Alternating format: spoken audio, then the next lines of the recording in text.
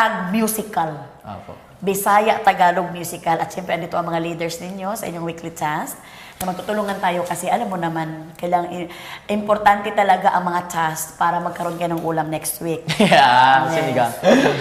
So for this moment of time, tulungan mo rin kami. Apo. Tulungan mo kaming malaman kung saan ka namin pwedeng ilagay sa inyong musical.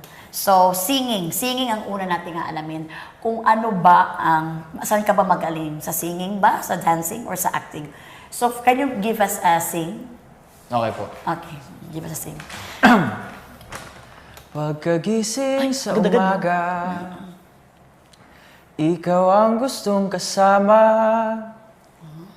Pag ika'y di nakita, araw ay di masaya. Dahil ikaw ang tanging pangarap, puso ko iyong nabihag. Pagkasama ka ay parang nasa ulap, o magandang dilag.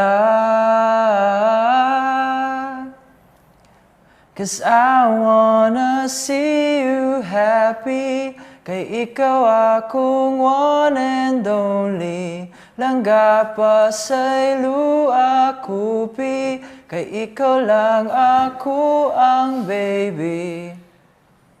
Palakpakan natin si Dylan! Pero parang ayaw pa ni Dylan huminto no, sa pagkanta. No?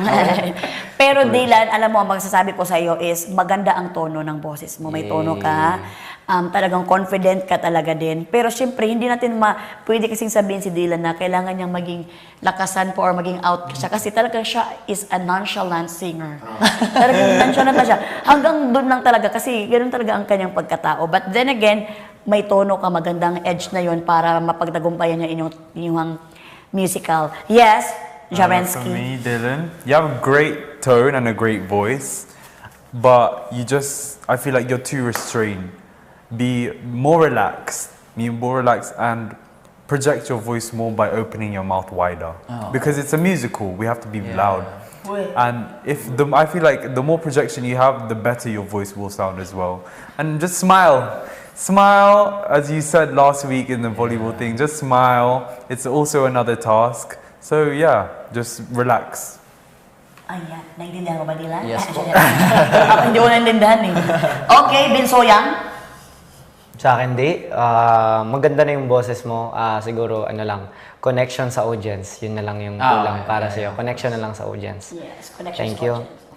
Yes, Wednesday. Sa akin, buo yung voice mo, pero naniniwala akong may mas mabubuo pa. Parang may konting room for improvement, of course. may konting holding back pa. Pero alam kong confident ka, tas alam kong kaya mo siyang project. Tapos masasabi ko lang siguro, yung lyrics kasi doon natin masasamahan siya ng facial expression. Parang ganun. Kung ano yung ibig sabihin ng lyrics, ma-feel ba?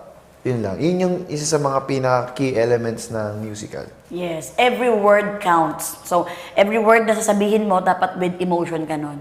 Because, parang gagawin mo talaga, ipapalabas mo yung, pasensya na, ako lang to eh. Kung sa iba to, parang mas maintindihan mo pa. Okay, Dylan,